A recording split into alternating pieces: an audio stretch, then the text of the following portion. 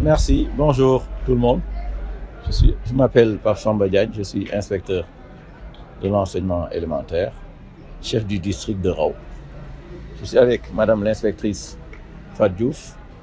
inspectrice chargée du district de Gandon. Je suis avec Madame Fat Bintou, la secrétaire de district de Ndiaoudoum, et avec le président du comité de gestion de Ndiébène, Abba Ndiaye. Alors, de quoi il s'agit? Il s'agit pour cette journée du forum communal de Gandon, organisé par la mairie de Gandon sous la coordination du maire de Gandon, du préfet, du sous-préfet de Gandon, ainsi que de l'IF de Saint-Louis département. C'est une activité qui entre dans le cadre du programme PAM, projet d'amélioration des apprentissages en mathématiques à l'école, dont le but est, comme son nom l'indique, d'améliorer les performances des élèves de l'élémentaire en mathématiques. Alors, le forum entre dans le cadre de la mobilisation sociale autour de l'école avec un focus sur les mathématiques. Il s'agissait en fait de faire le bilan des performances des élèves en maths au niveau de la commune, notamment dans ces 3 districts que sont le district de Ndiaoudoum, le district de Rao et le district de Gandon. Cet exercice avait pour but justement d'attirer l'attention des communautés, des acteurs de façon générale, sur les goulots d'étranglement qui empêchent nos élèves d'être performants en mathématiques. Afin que, au sortir de cette évaluation globale, que chaque acteur, chaque entité puisse comprendre un peu son rôle dans la réussite générale et puisse s'engager à faire l'effort qu'il faut, à faire l'action qu'il faut pour nous aider au niveau de Gandon, au niveau de Saint-Louis département, au niveau du Sénégal en général, à améliorer de façon conséquente les performances des élèves en mathématiques. Alors, la démarche a été la suivante. Après la présentation des résultats que nous avons glanés, s'agissant notamment des résultats scolaires des élèves ainsi que de l'implication des communautés, les acteurs en présence se sont retrouvés par affinité, par groupe, pour s'engager, partager et s'engager sur ce qu'ils doivent faire pour jouer leur partition. Et c'est ainsi qu'il y a eu un groupe qui regroupait les comités de gestion, un autre groupe regroupait les partenaires des comités de gestion, il y a un groupe aussi composé des directeurs d'école et même le maire, chacun en ce qui le concerne, par rapport à son niveau de responsabilité et à son domaine de compétences, s'est engagé pour cette année en vue d'aider à l'amélioration des performances scolaires de nos élèves dans la commune. Et donc, après ces engagements, après lecture des engagements des uns et des autres, un comité communal de suivi, qui est l'entité exécutive, a été mise sur pied avec à sa tête les ICD, avec aussi comme membres de droit le président de la commission éducative de l'IF, de la commune, pardon, ainsi que les secrétaires de district, les membres des collègues et pas mal d'autres personnes, ressources qui pourront nous aider à réaliser, en tout cas à suivre l'exécution des engagements. Donc c'est un peu de façon générale l'objectif de cette journée, l'objet de cette rencontre qui nous a donné une très grande satisfaction et nous en profitons au nom de l'IF pour remercier le sous-préfet pour sa disponibilité, son engagement et son savoir-faire, faut remercier aussi le maire qui nous a toujours accompagnés et qui nous a encore démontré et rassuré qu'il va continuer à nous accompagner. Nous remercions aussi tous les partenaires qui sont là. Nous remercions la presse et l'ensemble des personnes présentes. Assalamu alaikum. maa ngi tudd madame Dieye Fatou Diouf man maay ICD bu Gandon tey jii dañu ñëwoon fii li ñu dajale dañ doon def benn forum communal bi nga xamante ni dafa regrouper directeur d'école yi dafa regrouper CGE yi dafa regrouper UCG yi ak yeneen acteurs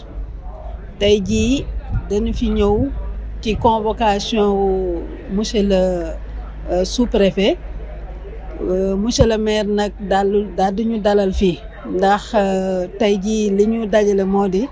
dañu xool ni xale yi seen njàngum mathématique dafa xaw a sooxe léegi nag mu am benn projet bi nga xamante ni moom mooy PAM te ki japonais yi di ko piloté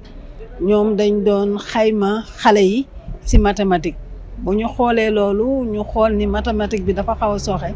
moo taxoon tey bi ñu nattee xale yi ba am seen résultat ñu dajale leen fii ñëpp ku ci nekk jël engagement bi nga xamante ni daa ci jàpp ba nga xamante ni njàngu mathématique bi dana gën a ñoñ ndaxte lu tax ñu wax loolu ndax dañu xool ni mathématique bi xale yi ñi ci ëpp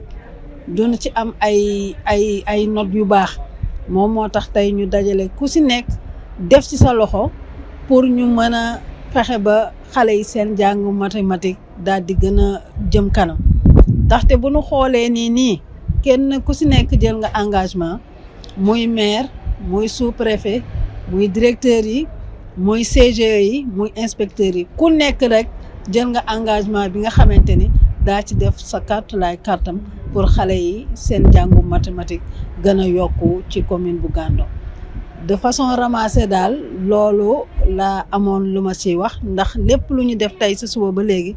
Pape Samba Diagne sama naataango bi wax na ko ci tubaab mënuma dellu ci waat di wax yooyu li mu waxoon yëpp moo tax damay résumer rek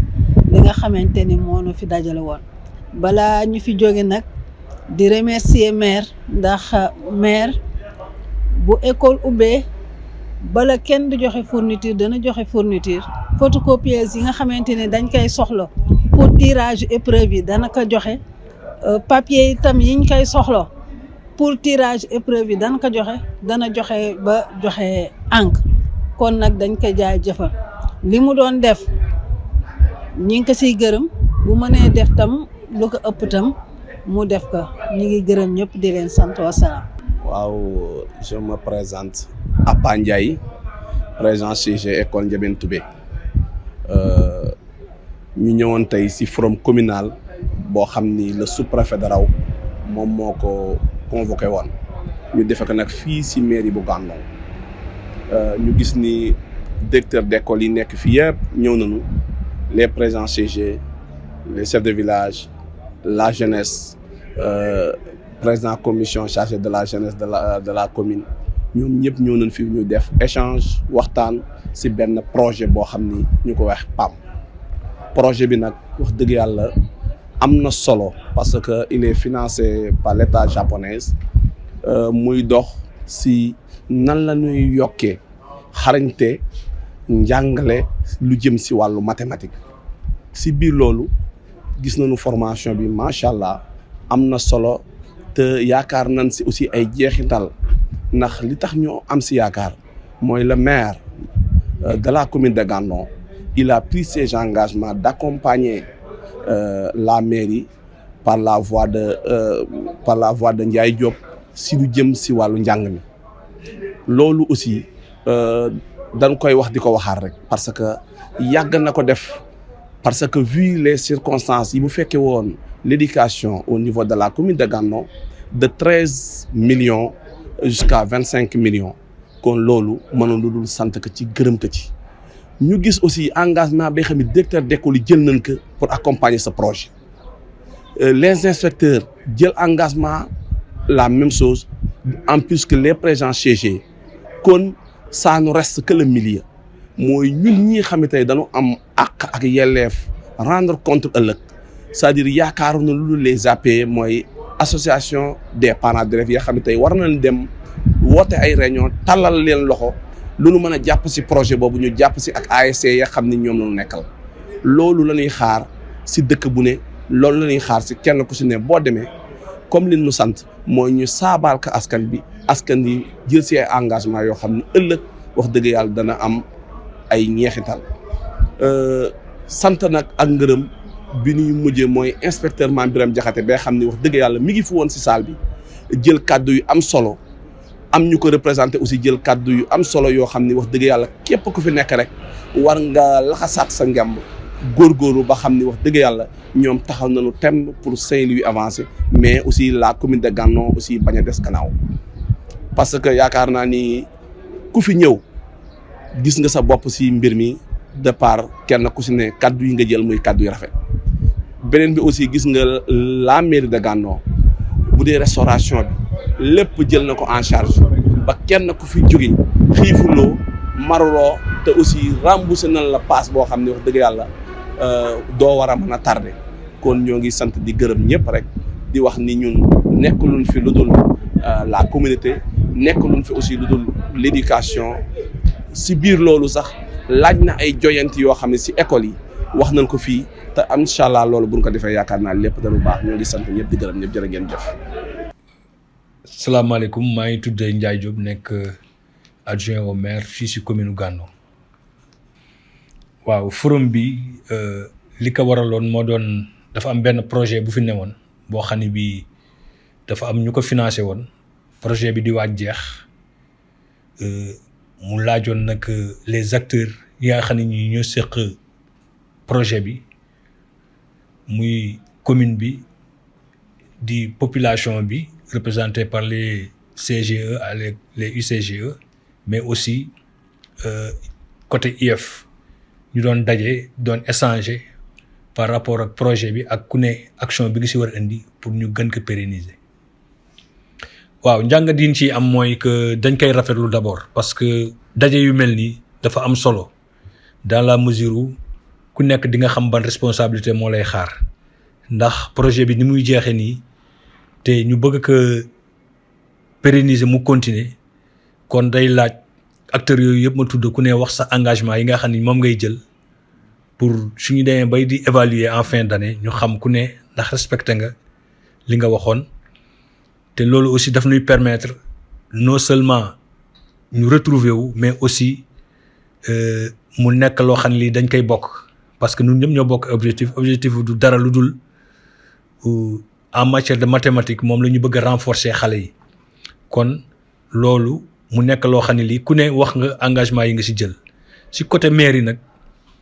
ñun dañu jàpp ni képp kuy wax ci enseignement commune ngay dimbali parce que c'est une compétence transférée kon képp ku ciy yëngatu rek ñun ngay dimbali moo tax engagement yi nga xam ne yi moom lañu ñu proposé mënuñu lu dul d'accord ko ba indiwaat ci sax ay yeneen innovation yu bees yoo xam ne yi daanaka taxawee rien que pour éducation bi mën jëm kanam. waaw dernier mot bi mooy di gërëm di sant ñëpp ñoo xam ne ñi teewee nañ ko ndax comme ni mu koy waxee toujours